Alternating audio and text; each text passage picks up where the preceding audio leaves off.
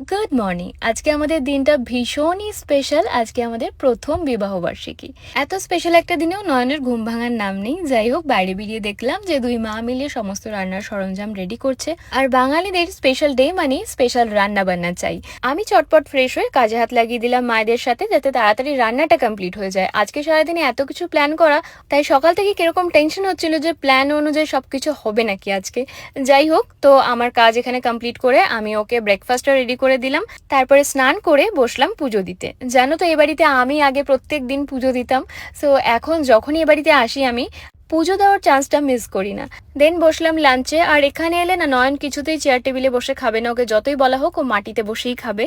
যাই হোক, তো এই ছিল আজকের মেনু। পদে পদে অনেক রান্না আমরা খেতে পারি না, তাই জন্য যেগুলো খাই সেগুলোই রান্না করা হয়েছিল। আর এদিকে নয়ন আমার হাতের মাটনের রিয়াকশন দিচ্ছিল, ঠিক কিরকম হয়েছে খেতেও বলেই নাকি বোঝাতে পারছে না। তো খাওয়া দাওয়ার পরে আইসক্রিম, দেন শাড়ি নিয়ে কনফিউশন চলছে। আচ্ছা তোমরা গেস করো তো আমি কোন শাড়িটা পরবো আজকে।